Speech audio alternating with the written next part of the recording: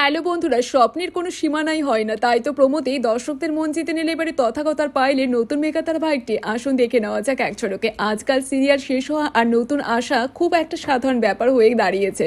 প্রেম নিয়ে শুরু, তারপরে বিয়ে, শেষে দাম্পত্য কলহ আর কুটকাচালি। পরকীয়া বাংলা মেগাবাণিত গল্পের ধরনটা খানিকটা এমনই হয়। তবে এবারে চেনা কাহিনী ফিরে একটু অন্য স্বাদের গল্প নিয়ে আসতে চলেছে তথাগত মুখার্জি আর পায়েলদের জুটিটি। গল্পে পায়েলের নাম হয়েছে আলোলিকা আর তথাগতকে দেখা যাবে রুদ্র হিসেবে। ইতিমধ্যে ধারাবাহিকের প্রথম প্রোমো হাজির হয়েছে, যা দেখে দর্শকরা বেশ মুগ্ধ হয়েছেন। তবে আগে শোনা যাচ্ছিল যে জুটি বেঁধে কামব্যাক করতে চলেছেন পায়েল আর তথাগত। তবে এবারে সেটা সত্যিই হলো। বাকি পাঁচটা মেগার থেকে আলাদা বড়লোক বাড়ির এক গৃহবধূর সাদামাটা জীবন আর কিছু করে দেখানোর স্বপ্নের কাহিনীকে তুলে ধরবে কোন সে আলোর স্বপ্ন নিয়ে। শুরুর আগে স্টোরি লাইন দর্শকদের কিন্তু দৃষ্টি আকর্ষণে সক্ষম হয়েছে। ইতিমধ্যে নতুন প্রোমো প্রকাশিত হয়েছে, যেখানে দেখা যাচ্ছে শহরের এক নামী সংবাদপত্র সূর্যোদয় পত্রিকার মালিক উদয়ন সিংহ রায় ছেলের বউ আলোলিকা, স্বামী ও রুদ্র ব্যাংকে উঁচু পদে কর্মরত।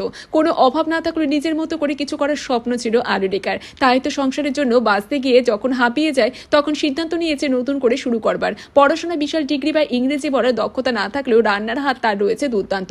নিজের এই ক্ষমতাকে কাজে লেগে একদিন বড় খাবারের ব্যবসা তৈরি করবে স্বপ্ন দেখে। কিন্তু ওই যে বড়লোক বাড়ির বউ কিনা ব্যবসা করবে, আলোলিকার স্বপ্নের ব্যবসার পথে বাধা হয়ে দাঁড়িয়েছে তারই স্বামী এবং শ্বশুরবাড়ির লোকেরা। একটা পিঠে পুলির স্টল দিয়ে যেখানে শ্বশুর মশাই হাজির হতেই না জানিয়ে সমস্ত খাবার কিনেও নিয়েছে। খুশি হয়ে যখন সে বাড়ি ফিরে দেখে নিজেরই শ্বশুর সমস্ত খাবার কিনে নিয়েছে, তার বাড়ির চাকরকে দিয়ে সেগুলোকে ডাস্টবিনে ফেলানো হচ্ছে। অভিযোগ বাড়ির মান সম্মান ধুলোয় মিশিয়ে দিচ্ছে সে। তবে এসব পেরিয়েই নিজের ঠিক ব্যবসা সেই দাঁড় করাতে চলেছে।